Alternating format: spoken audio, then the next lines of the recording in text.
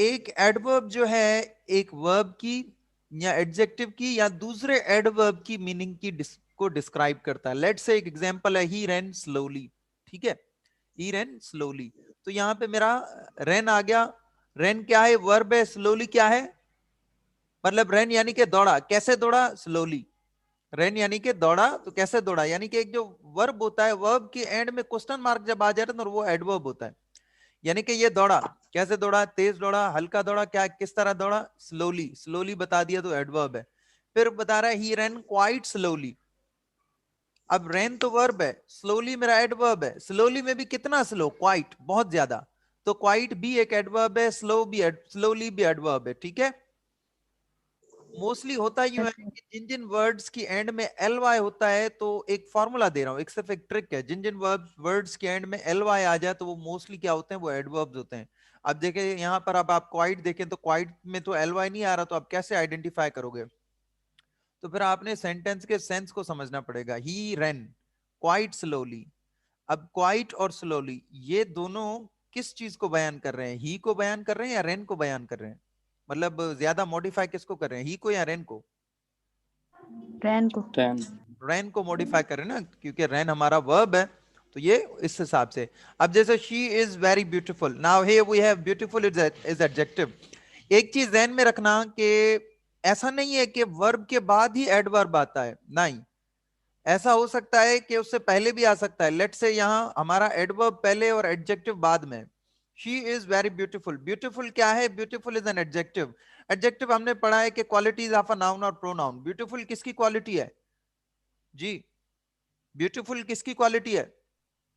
She की। लड़की she की। की क्वालिटी है, ठीक है, क्योंकि शी हमारा जो है प्रोनाउन है, तो शी की क्वालिटी ब्यूटीफुल है। अब ब्यूटीफुल में कितनी खूबसूरत भाई? Very beautiful. वेरी जो है, अब मैंने आपको जैसे यहाँ पे बताया है, modifies meaning of an a verb, an adjective और अनदर एडवर्ब। तो यहाँ वेरी जो है वो ब्यूटीफुल एडजेक्टिव की जो है, मतलब खूबसूरत में भी कितना? बहुत ज्यादा, ठीक है। फिर इसी तरह हमारा दूसरा एक वर्ड, एक सेंटेंस है, the work she did, the work she did was really good. जो काम उसने किया वो बहुत अच्छा था, ठीक है। अब ये जो गुड है, गुड एडजेक्टिव है, ठीक है, गुड एडजेक्टिव है, ये किसका है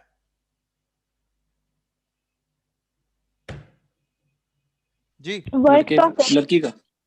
ठीक है, गुड। देखो गुड किसकी बात हो रही है? डिड की बात चल रही है, किया। यहां पे वर्ब क्या है? डिड है। वर्ब क्या है? डिड है। क्या है? Did. The work she did was really good. जो काम उसने किया वो बहुत ही अच्छा था। अब यहाँ गुड तो आप द वर्क के बारे में बोलोगे, क्योंकि द वर्क क्या है? नाउन है। द वर्क क्या है? नाउन है, तो गुड यानी कि जो काम किया वो अच्छा किया। जो काम किया वो अच्छा किया, तो गुड एडजेक्टिव हो गया। रियली मतलब अच्छे में भी कितना, अच्छे में भी कितना अच्छा है? तो रियली बहुत अच्छा, तो रियली एडवर्ब बन जाएगा। ये आप लोगों को आसानी से क्लियर हो जाएंगे। अभी सिर्फ आउटलाइन दे रहा हूं कि सिर्फ ऊपर ऊपर से समझते जाएं। जब मैं आप लोगों को सेंटेंसेस करवाऊंगा, जब आप सेंटेंस करोगे ना, तो जब सेंटेंस में आप आइडेंटिफाई करना शुरू करोगे कि ये नाउन है या ये प्रोनाउन है, ये वर्ब है या ये एडजेक्टिव है, so it's quite easy to understand. या तो एक वर्ड जो है एक एडजेक्टिव होगा, या तो वो एडवर्ब होगा। सो जिस सेंटेंस में वर्ब को स्ट्रेस दिया जाए तो वो एडवर्ब है, ठीक है। इसी तरह हमारे पास अब तीन चीजें हैं। We have adverb of place, we have adverb of time, we have adverb of frequency, and we have adverb of manner, ठीक है। Let's say go there माने वहां जाओ। go क्या है? वर्ब है। go क्या है? वर्ब है। तो there माने वहां जाओ। there अब आ गया प्लेस, तो there हमारा एडवर्ब है, ठीक है। go वर्ब है तो there हमारा एडवर्ब है। come here यहां आओ, come हमारा वर्ब है तो here हमारा एडवर्ब है। come आना है, कहां आना है भाई? यहां आना है। आना है ना, जैसे आना, लेट से यहाँ हेयर ना हो और यहाँ पर क्वेश्चन मार्क हो, कम। मैं आपसे पूछ रहा हूँ कहाँ आना है, आपने लिखा हेयर, तो एडवर्ब हो गया, ठीक है। इसी तरह आई सा हर अपस्टेयर्स, मैंने उसे देखा ऊपर, मैंने उसे ऊपर देखा। लेट से अपस्टेयर्स को हटा दिया, आई सा हर। अब मैंने अपस्टेयर्स को हटा दिया, अब मैंने कर दिया आई सा हर डाउनस्टेयर्स, मैंने उसे नीचे देखा। तो डाउनस्टेयर्स क्या है? हमारा एडवर्ब है। डाउनस्टेयर्स हमारा क्या है? एडवर्ब है। Is it clear? आई सा हर इन द किचन, मैंने उसे किचन में देखा, तो इन द किचन क्या है? एडवर्ब है। कहीं भी अगर लिखा हुआ हो I told her to go to there, मैंने उसे बताया कि वो वहां जाए, तो गो के बाद टू देयर नहीं आता, गो देयर आता है। यही करेक्शन ऑफ एरर्स है जो हमने क्लियर करने आगे, ठीक है। फिर उसके बाद ऑफ टाइम आता है, आई प्लेड क्रिकेट, ठीक है, मैं क्रिकेट खेला यस्टरडे, क्रिकेट खेला कब खेला, कल खेला, तो टाइम आ गया हमारा, यस्टरडे हमारा टाइम हो गया, ठीक है।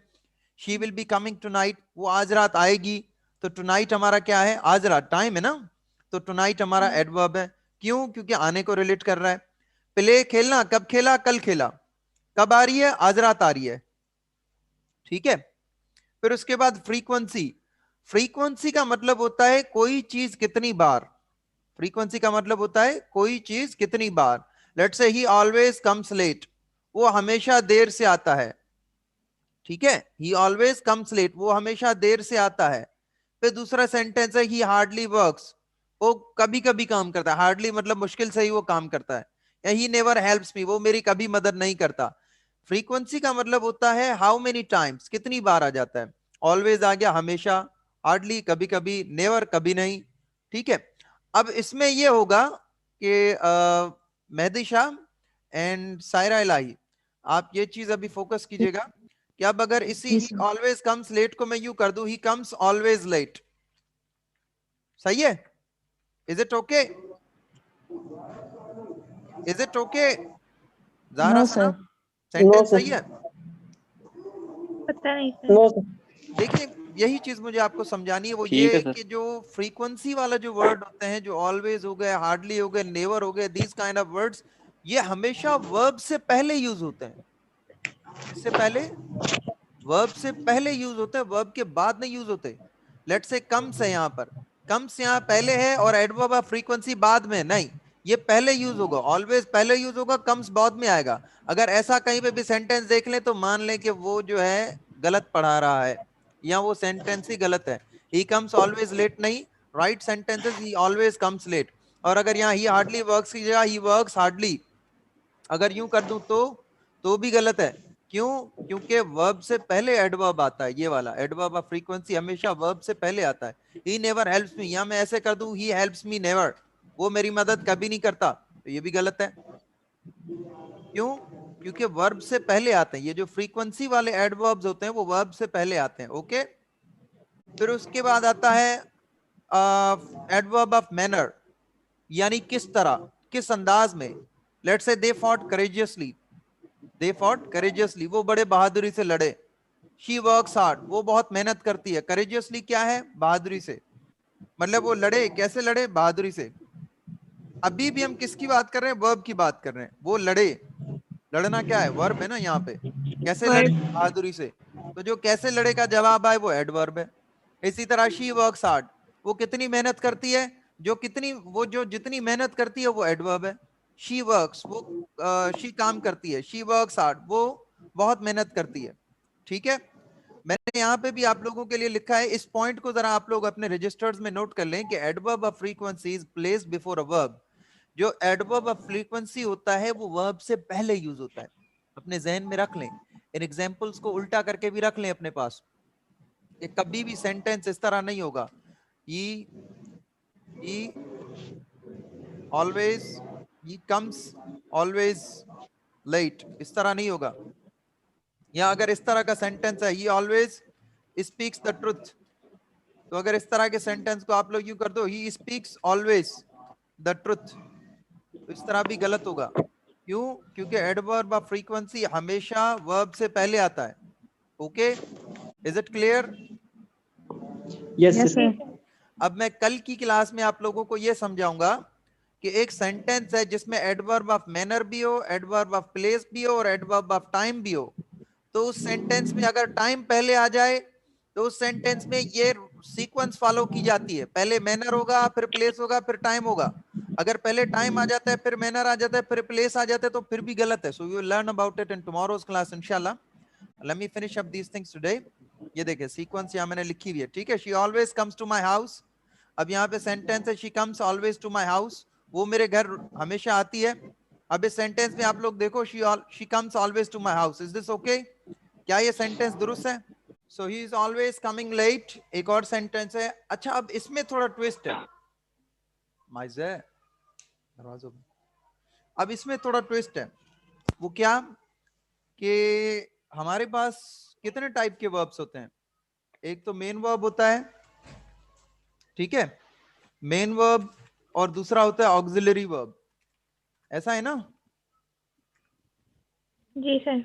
अब इसमें देखिए ही इज ऑलवेज, अब इसमें इस सेंटेंस में देखो he is always coming late, इसमें जो इज है, इज तो हमारा ऑक्सिलरी वर्ब है, और यहां कमिंग जो है हमारा मेन वर्ब है।